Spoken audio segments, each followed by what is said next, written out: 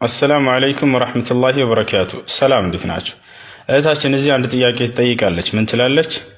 ጀነትን ያየ ሰው አለ ወይ ትላለች። አዎ ጀነትን ያየ ሰው አለ። እርሳቸውም ነቢዩ ሙሐመድ ሰለላሁ ዐለይሂ ወሰለም ናቸው።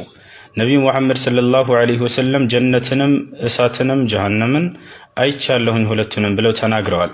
ሐዲስ ላይ ይህን አስመልክተው ሲናገሩ እንዲህ አሉ።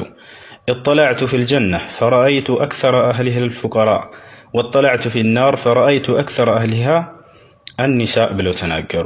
ምን አሉ? ጀነትን ብቅ ብዬ ተመለከትኳት፣ አብዛኛዎቹ ነዋሪዎቿ ድሃዎች ናቸው አሉ። እንዲሁም ጀሃነም እሳትን ብቅ ብዬ ተመለከትኳት፣ አብዛኛዎቹ ነዋሪዎቿ ሴቶች ናቸው አሉ። ሴቶችም ጠየቁ፣ በጣም ደነገጡና ወሊመ ያ ረሱላህ አሉ። ለምንድነው አንቱ የአላህ መልእክተኛ እሳት ውስጥኛ ልንበዛ የቻልነው ብለው ጠየቁ። ነቢያችን ሙሐመድ ሰለላሁ ዐለይሂ ወሰለም እንዲህ ብለው መለሱላቸው።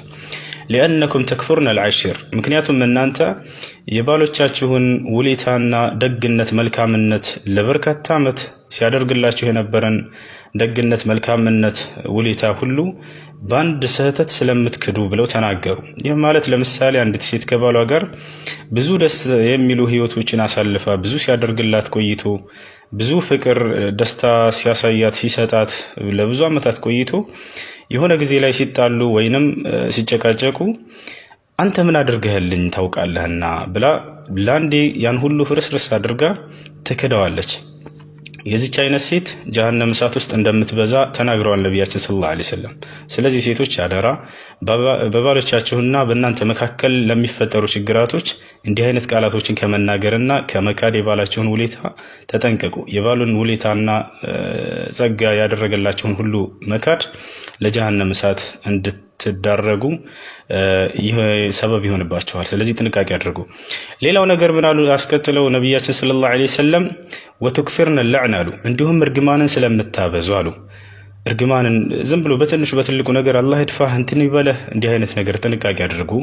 እርግማን፣ ሰዎችን መዝለፍ፣ ማማት፣ በክብራቸው ላይ መረማመድ፣ መሳደብ፣ ከእንዲህ አይነት ነገራቶች ሁሉ ተጠንቀቁ። እነዚህ ሁሉ ለእሳት የሚዳርጉ ታላላቅ ምክንያቶች ናቸው። ለምን ለሴቶች ተባሉ እነዚህ ከተባለ በአብዛኛው የሚስተዋሉት ሴቶች ላይ ስለሆነ ማለት ነው። ስለዚህ ጥንቃቄ አድርጉ። ድሃዎች ድሃ በመሆናቸው ብቻ ምክንያት አይደለም ጀነት ውስጥ የገቡት። ልብ በሉ ይሄንን ሙስሊም ሆነው ድሃ ሆነው በድህነታቸው ላይ የታገሱ ያላማረሩ ጌታችንን በቃ ይህ አንተ የወሰንክልን ህይወት ነውና በደስታ ተቀብለናል ያንተን ውሳኔ ብለው ታግሰው የኖሩ ድሃዎች ሙስሊሞች ጀነት ውስጥ ትልቅ ምንዳን ያገኛሉ። ግልጽ ነው አይደለም? ሙስሊም ባይሆኑ ኑሮ ድሃ ስለሆኑ ብቻ ጀነት አይደሰቱም፣ አይገቡም። ድህነት